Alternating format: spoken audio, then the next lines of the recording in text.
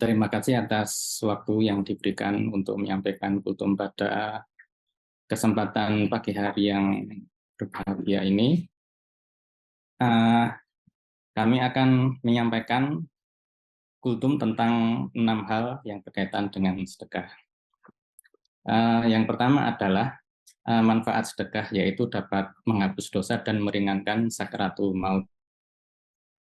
Sebagai manusia, kita tidak luput dari dosa. Apakah kita pantas disebut sebagai makhluk yang sempurna apabila kita enggan atau seringkali lupa untuk meminta ampun dengan apa yang telah kita perbuat.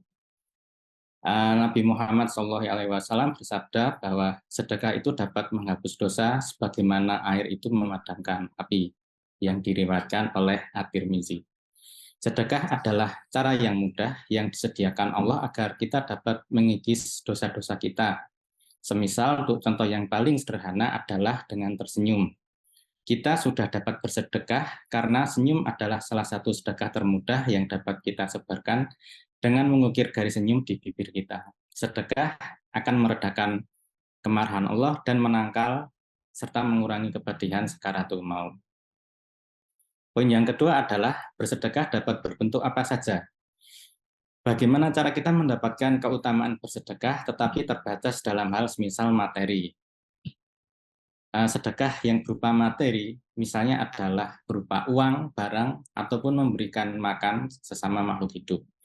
Sedangkan sedekah non-materi diantaranya adalah ilmu pengetahuan, yaitu memberikan ilmu yang kita miliki, sharing kepada orang lain, termasuk sedekah jariah. Maka dari itu, hal ini termasuk investasi yang berharga untuk akhirat. Artinya ilmu yang kita sharing dengan orang lain dapat bermanfaat hingga akhir hayat.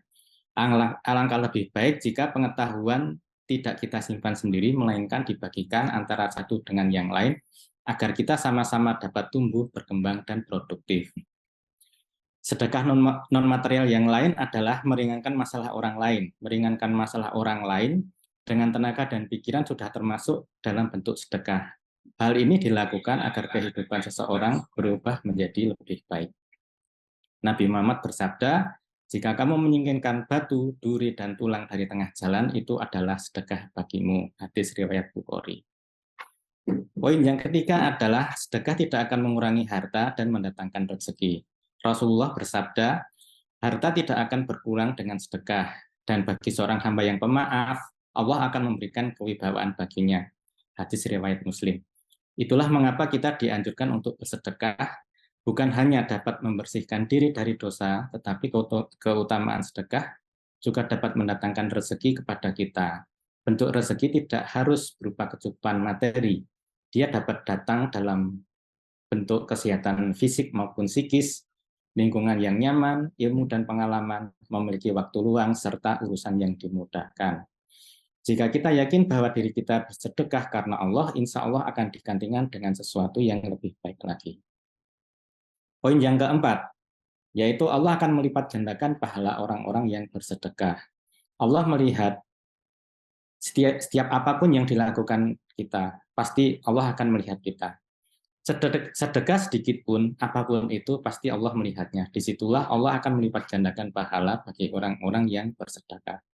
Allah berfirman dalam surat Al-Baqarah ayat 261, yakni perumpamaan orang-orang yang mendermakan atau sedekah harta bendanya di jalan Allah adalah seperti orang yang menanam sebutir biji yang menumbuhkan 7 untai dan dari tiap-tiap untai terdapat 100 biji.